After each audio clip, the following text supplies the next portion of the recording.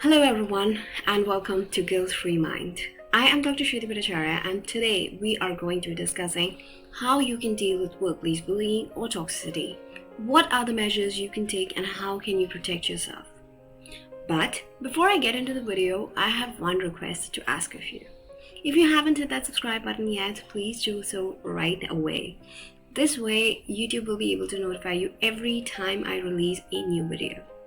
I mostly release one video per week, so you will be notified the moment it goes live. Also, do not forget to hit that notification bell and send it to all. Otherwise, YouTube will only send you the notifications it deems important. Also, if you have any questions about this video or any of the other videos that I have put up on the channel Guilt Free Mind, you can reach me live on Twitch. I do co-working streams there every day from 11 a.m. to 7 p.m. Indian Standard Time.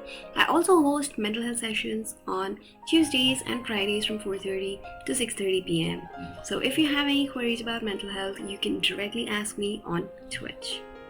And now, let's get into the video. So in my previous video, I discussed the signs that you are facing workplace toxicity. And I said that I will be discussing what you can do and how can you deal with workplace toxicity in my next video.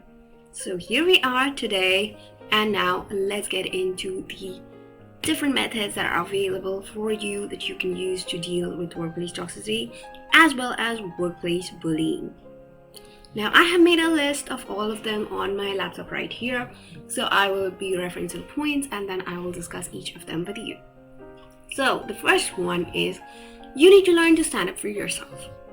The primary reason bullies and toxic people can get a hang of you and gaslight you is because you have a lack of self-confidence. I understand sometimes we all feel that we are just not good enough and stuff like that, but you cannot let that get in your way, especially when you are at the place of your work.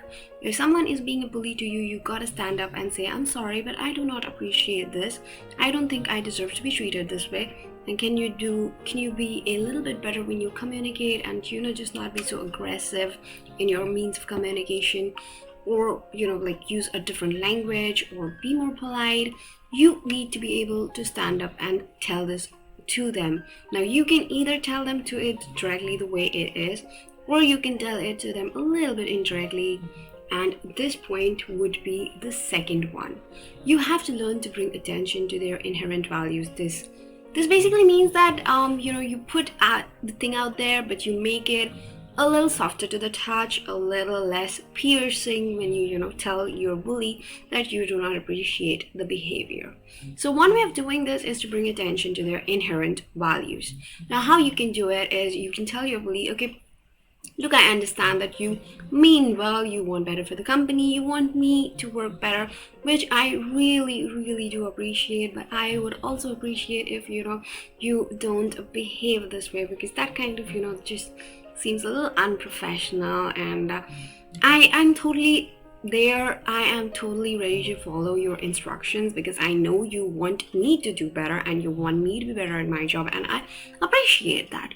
But if you could just be a little more professional, it would go a long way in helping me out and stuff like that. So you're basically telling them what it is, just not too harshly, and you're also telling them that they want the best for you, they want what's the best for the company itself and stuff like that. So this way the blow is not that much of a direct punch on the face kind of.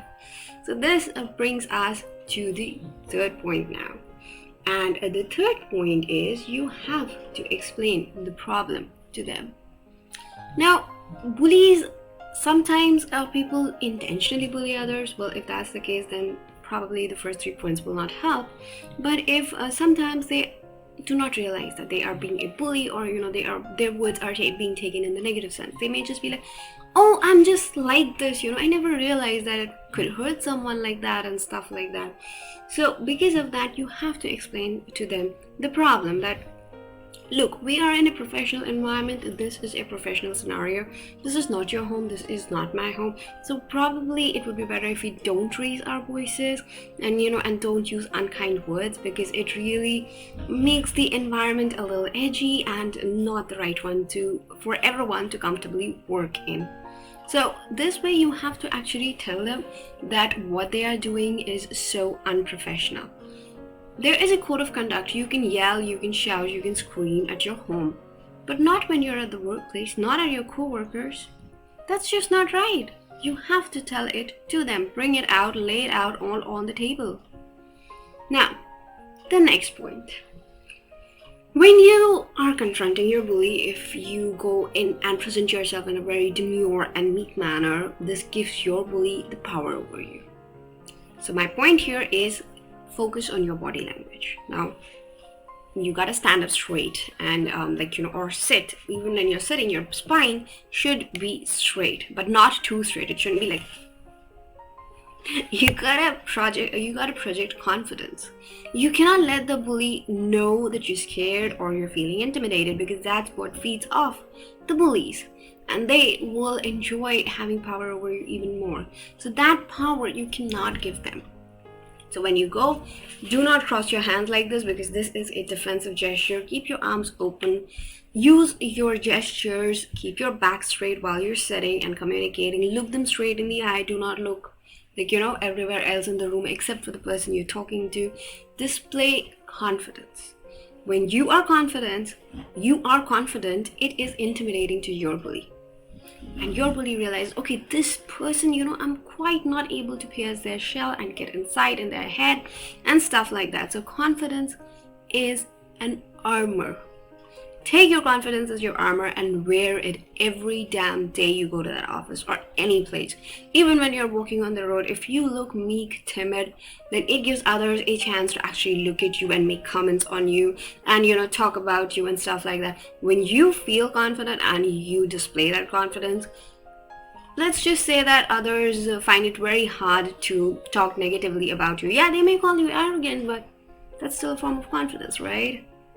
So when you go to your workplace, be confident. Whether it comes, start from your dressing style. If you wear drab clothes, if they are too loose, ill-fitting, stuff like that, it gives other people, power over you. They feel that they can bully you. So fix the dress. Second, work on how you talk and work on how you walk. And third, eye contact. Eye contact is very crucial when you have to show the other person that you're confident. You may be feeling scared inside, that's all right. You cannot let the other person know that. The world's a cruel place, I agree. And we just have to, wear our best armor and with a smile on our faces, deal with it. So, confidence. Next, document the incidences. This is especially crucial if you're finding it hard to muster up the courage to talk to the bully or tell the bully that okay, I'm sorry, but I think this is not going right. If you are a person who's finding it hard to drudge up that self-confidence and just go and be it, suddenly bringing up your self-confidence is hard. I get that. So what you can instead do is you can document the instances. If your bully is using emails to bully you, save those emails, print them out, make a record of them. If the person has a tendency of verbally bullying you, you know when that might happen. So keep your phone on, record the conversation. This way you will have a documentation of what is going on with you, how the person's behaving with you, and what needs to stop. You must be having a human resource department in your company or your office, the place where you work. Reach out to them. Tell them and give them the proof that okay, this is what's happening with me, and talk to them. They might be able to confront the bully on your behalf and tell your bully that okay, this kind of behavior has to stop. This is a professional setup. You cannot just behave like this. So this is one solution. Next is you got to focus on yourself. As I said before, you have to focus on yourself. The reason bullies get an advantage over you is because you are allowing them to take advantage of you. The day you take that power away, the bullies are powerless. So, confidence. Work on your self-confidence and work on self-care. It can become intimidating at times, especially if you're suffering from too much workload and people in your office are being hostile towards you, one way to deal with it is focusing on your self-care. So if you like going on walks, go for make schedule, put it in your to-do list, go for a daily walk at least for half an hour. Allow yourself to just spend some time with you. If you like animals, and if of course your job allows you to have a dog or a cat at home, I'd suggest getting one. But it's a lifelong commitment, so think twice, thrice, 100 times before you make that commitment. Because if you just don't have the time, then your dog will also be miserable. So you can do that, you can exercise. Exercise is an amazing way of relieving your stress. So you can do exercise, you can do yoga, with so many different forms of yoga coming up. You can pick and choose, or you can mix up exercise and yoga together, or basically just engage in some physical activity. Do not let your social life go away, like in the blink of an eye, because I have so much work, I cannot enjoy a social life. No, you have to make time for your friends, you have to make time for your family. You have to go and meet them. My point here is you have to focus on you. Everything else is okay. That'll be dealt with, but you also have to focus on yourself. Keep some time in the day that's only for you. You can shut down your phone, and if your boss calls, tell your boss that, okay, my phone lost charge and it was in the charge, or whatever. You need some time for yourself, and you have to make it. You owe it to yourself. Okay, now for the next point. Conduct your own research. Find out what are the policies of the company. Now, most of the companies have policies of dealing against bullying. Some don't have it explicitly written out in the documentation, but you can find it out. You can do your research. You can go to the company's HR section in the website, check it out, read up on the policies against bullying and harassment at workplace. If you don't find anything there, you should directly go and contact the HR department and ask them what are the rules regarding workplace harassment, workplace bullying, or just people making the workplace environment toxic for others. What are the steps I can take as a person? Next, band up. Now, I'm not saying to make a gang in the office. I'm not supporting anything like that. But if you have a bully, you probably are not the only victim. There must be others who are facing the problems with the bully as well. Talk to them. Discuss your issues with them. Ask them also to get the proofs. Because sometimes if one person goes to the HR and the bully is bringing lots of profit to the company, the HR may decide to look the other way. But if there are many people, or at least 3 or 4 people going to the HR, then the HR will be forced to look into the matter, take some action, or at least confront the bully and tell them that this is not a behavior that's acceptable in the office. So, find others, talk to others, and ask them also to gather proof. More the merrier. Next, if it's your boss who's behaving as a bully, then where should you go? Talk to the people who are high up the ladder, above your boss. Discuss the problem with them. As I mentioned, it could be that your boss has a lot of hold on the people who are his immediate senior because he is doing a good job for the company, or maybe favors and stuff like that. If that is the case, then you reach out to one level up boss, as in your boss's boss's boss.